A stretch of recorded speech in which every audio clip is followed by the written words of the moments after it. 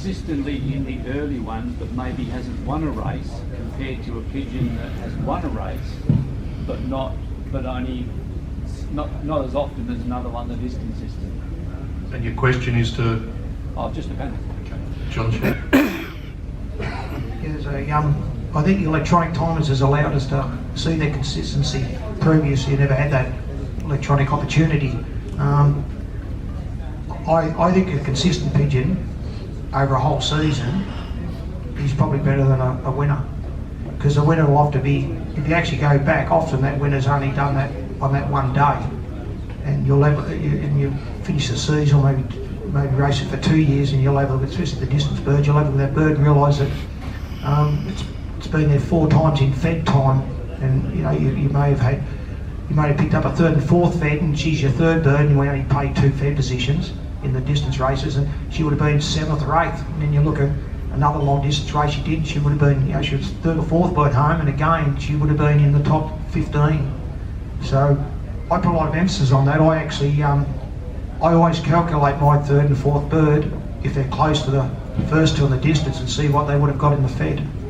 And it's remarkable that the certain birds would have been in the fed. If you hadn't had those first 2 yourself, they would have been your fed bird in those feds 2 or 3 times. So I put a lot of emphasis on them. I think we tend to run out and buy the fed winner. That doesn't necessarily mean it's going to be the producer.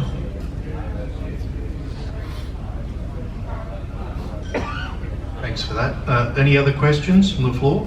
Yep, one over here. I've heard a couple of you say there's a point where you actually back off your bit of tossing.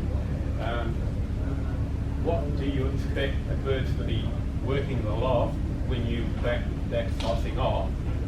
Now, I've found in the past, I've done it recently returning to pigeon racing, instead of tossing, I've given my pigeons a light feed, and I found this out by mistake.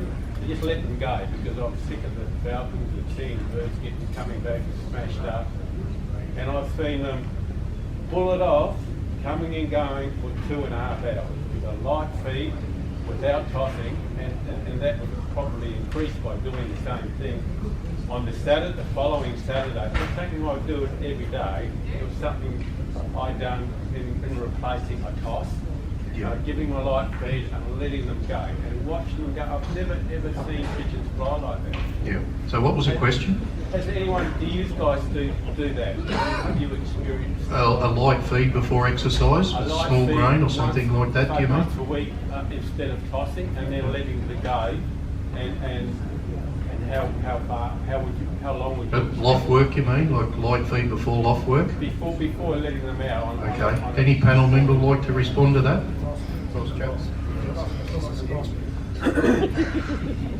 Well, it's a bit of a balancing act. And if your birds are going round and round the roof, like they're tied to the bloody roof, and they're usually too hungry. And a very good flyer years ago, Roy Dangerfield, it was rumoured, I never spoke to Roy, but that he used to give his birds a light feed a week before he let them out. So the birds not being hungry, they went and wanted to fly.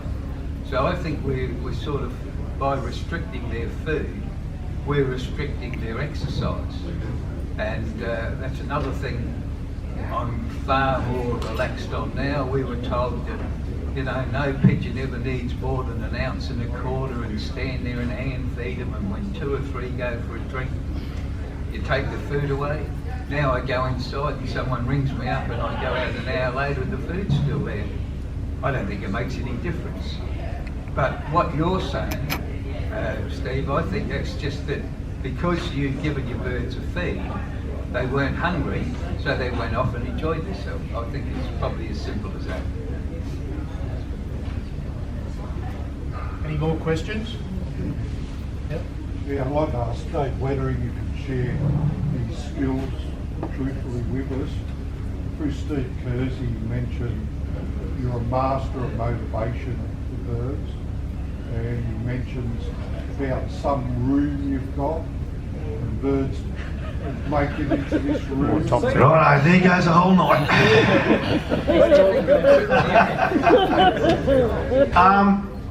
I do believe in motivating pigeons. I really do. As semi-widowhood, I call it.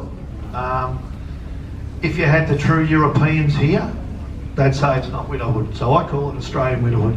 It's virtually, they'd say, a sliding door. So you keep the hens and the cocks separate. The cocks are in the boxes all the time.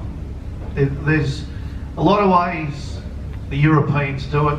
Some have a block of wood that the cocks sit on. Some have a nest bowl upside down, and when the hens are going to come, they take the block out or turn it upside down. I honestly haven't got time to do all that because we run our own business. We're pretty busy at what we do, so it's got to fit with me. So I do it more en masse. So the cocks have always got in their boxes with a bowl. That's their territory. So the only times they get together is really when they come home from the tosses or from races. When they come home from the race, I probably leave them together for the night and then pull them apart. When I've got time to play with them, there's that many ways you can motivate a pigeon. You can do it by accident. You can get, if you get lucky, 2 hens pairing up with 1 cock. That, you can really race hens through the back wall doing that.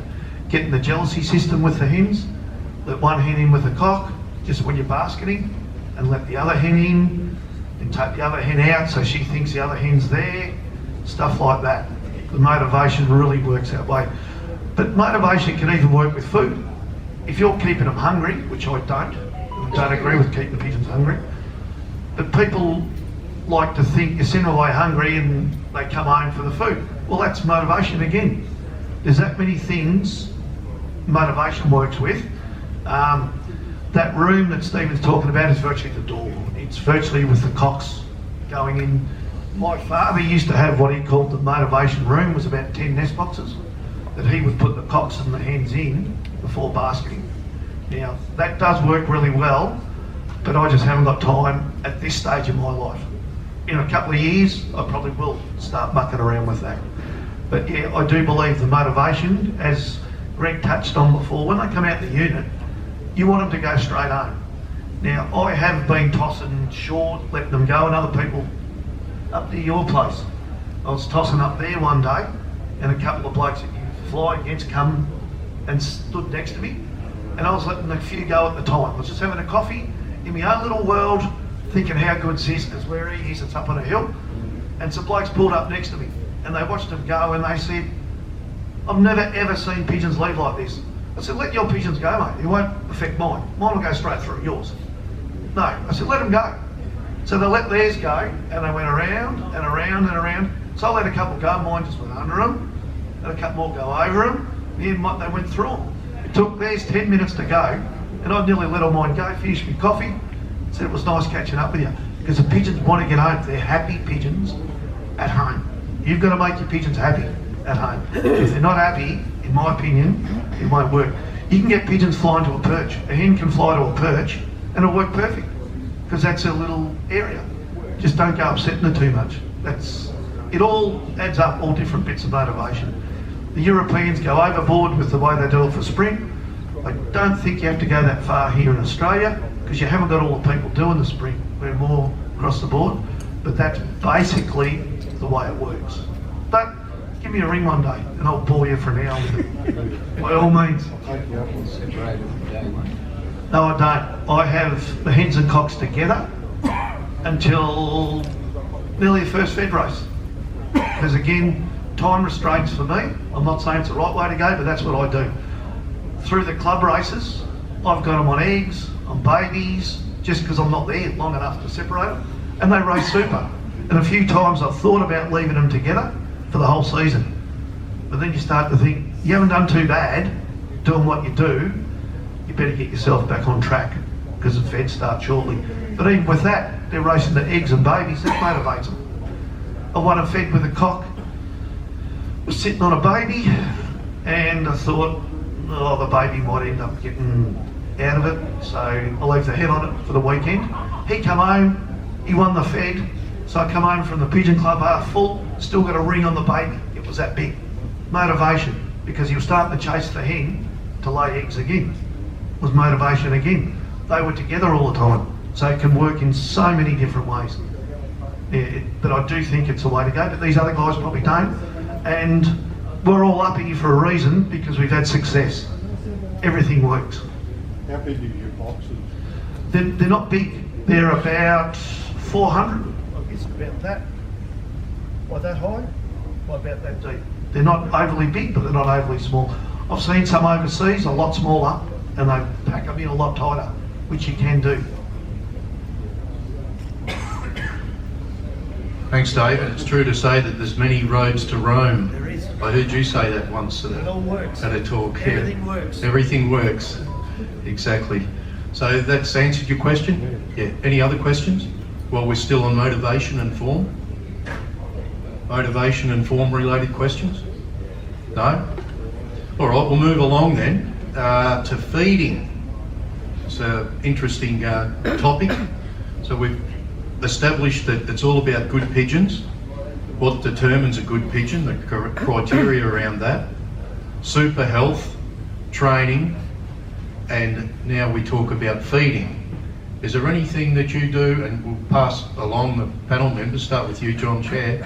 Is there anything you do in relation to feeding that you think might be a little bit different? Do you place high emphasis on protein or carbohydrate? Do you believe in oils to fuel the pigeon? Any thoughts on your feeding? Is it something that you stick to religiously every day, or are you prepared to change depending on weather, the work of the pigeons and so on? Yeah, feed's one of the it's one of the big answers in it. Everyone wants to know what everyone's feeding in case they're not feeding the right thing. And then you look around and you think that most flyers, successful flyers, probably all feeding different feeds. So I think you've just got to get the feed that satisfies you. In my backyard, it's organised and run by Cam. He's a feed crazy. So we're governed by what he wants. There's two criteria. Number one, this is in my backyard. Number one, we get our feed before the season, and we want the same feed to the end of the season. We don't want to be swapping the feed. So very important. And number two, what you expect your birds and how much. We use 4 different peas. We're a fairly heavy pea feeder, which I know will suit Joe. But we feed Caspers, Duns, Maples, another sort of Caspers. So we source at least 3 or 4. It's got to be clean. We've also got our own cleaning equipment, so our feed's also mixed and cleaned out in the open, so if there's any dust on it, it gets blown away. That gets done every day. Wheat, veg, saf, milo, brown rice, popcorn. Mostly we're now starting to get very technical. We're starting to use human feed rather than animal feed. A lot more expensive, but you know for sure if it's good for humans, it's been tested. Can you explain that? You mean it's... Well, it's you buy it. If you buy. Verified to be... Well, you're buying at the supermarkets. Right. So if you're buying popcorn at the supermarket, it's for human consumption. So it's already passed all your food testing. So your chances of introducing a problem in your feed is reduced. In fact, it should be nil really if you think about it. So a lot of our small seeds, our brown rice, is cop rice, it's human consumption. Popcorn this year, human consumption. I suppose all the other small seeds that we put in, some of the small beans and that, they're all human consumption. Cam's even trying to go overboard, trying to come into buying human consumption peas, but I don't know when my wallet's that big. But that seems to be the way we may have to go. It eliminates your problems. So that's what we have the same food. We've tried it for the last few years. We don't differ.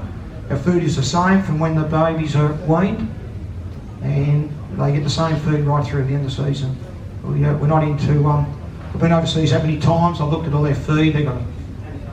We can't compare in Australia to overseas because they've got manufacturers that are selling thousands of bags of feed every day, fully tested and magnificent feed. So we're not in that. We don't fit that criteria in Australia. So it's no good comparing us to our feed overseas. So a lot of the people who buy feed direct from the farmers, they wouldn't even think of doing that overseas. So, but we just stick with the same feed. We mix it up. and that's the same feed that goes right through to the 600. Nothing changes. So the peace of mind to know that the grain is sound is important, and stick with that particular grain the whole season. Yeah, well, you know, there's been some horror stories over the years. You know, people have bought Milo that's been off and lost birds out of it. Everyone, you know, sometimes when you have bad form for a couple of weeks, you wonder whether is it food, you know, related. So to eliminate that, if you buy all your food, and again, it depends on the person's, you know, buying the food in is one thing, storing it is the other. So storage of your food is another big problem, that some people might have the facilities or the space. So you've got to have that area to be able to fit, you know. I usually buy, I suppose, 3 to 4 tonne of peas at a time. That's 4 pallets. And the food as well. So you've got to have the storage on a property, so it makes a difference. And you've got to make sure you haven't got a mouse or rat problem.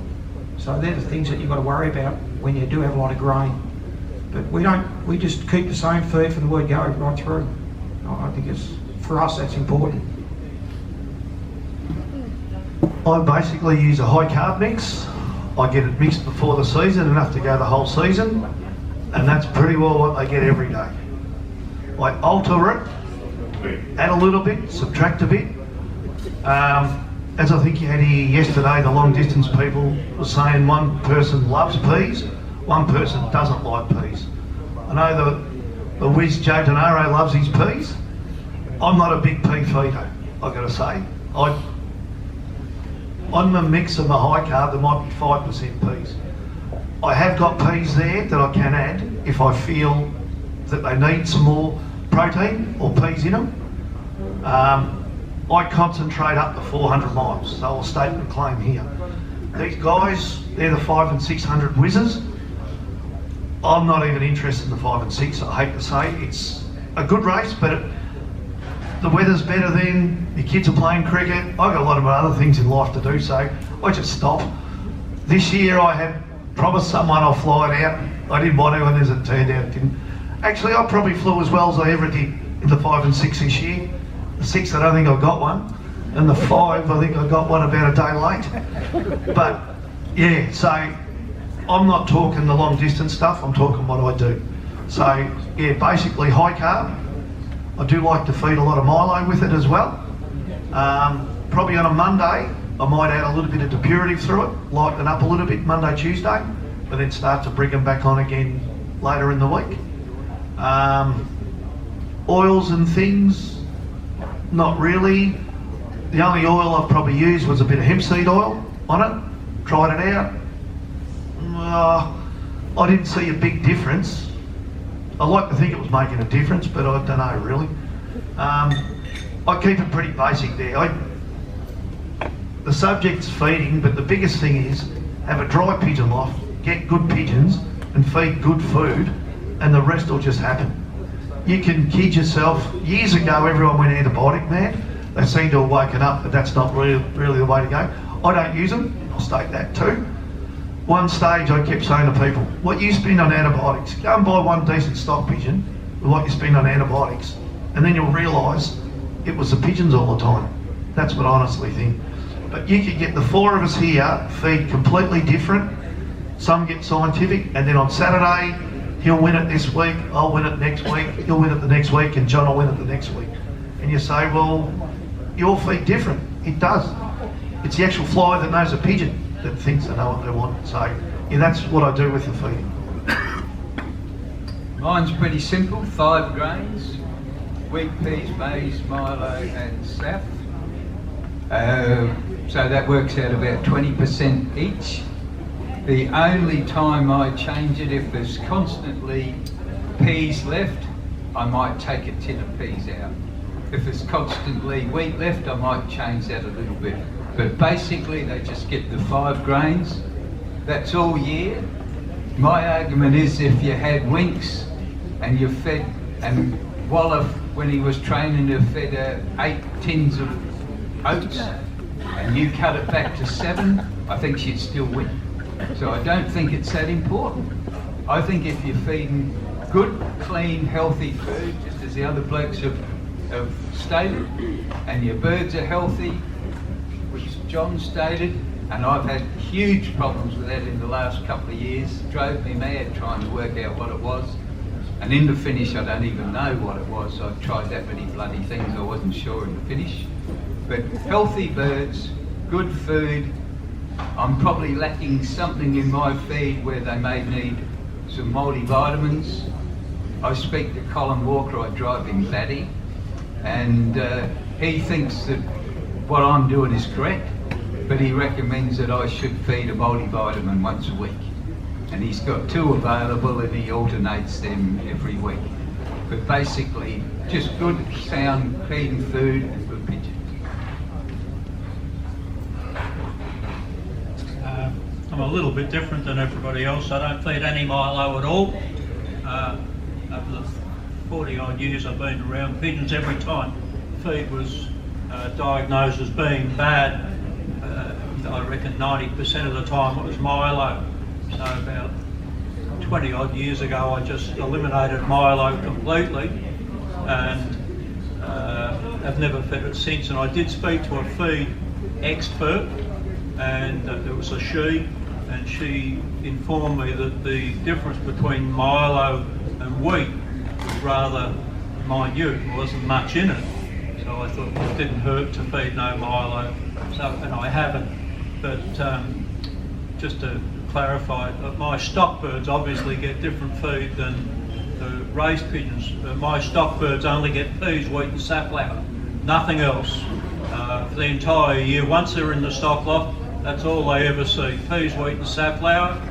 And the raised pigeons, well, they get peas, wheat, safflower, popcorn, and I've got a mix which you'd call a small seed mix, and it's got about 7 or 8 different things in it. It's got Milo, canary, rape, linseed, millet. It's basically every grain that the stock people sell that birds will eat, and the percentage of that is pretty minute. When I mix up, like I've got 20 litre drums. I mix the food every day. I don't buy feed in pre-mixed. I buy 4 or 5 tonne of peas, and then I buy enough safflower, wheat, popcorn and so forth that fills drums that I've got. So I might buy 10 bags of sap, 15 bags of wheat, 15 bags of popcorn. They fill these big drums I've got. When they're empty, I go and buy the same again. But the peas, they stay the whole year, and to some extent, this might not be relevant to people, it might be, but at the last full year we had prior to this year, I was feeding 3-year-old peas, simply because I had them left over. Started feeding them, didn't make any difference, kept on feeding them. At the end of the year they were eating peas that were 3 years old. Didn't seem to make any difference, but the actual mixture, mine get, when I mix up the feed, I just use a scoop, 6 of peas, 3 of sap, 2 of wheat, 1 of popcorn and 1 of the small seed. And they eat that all year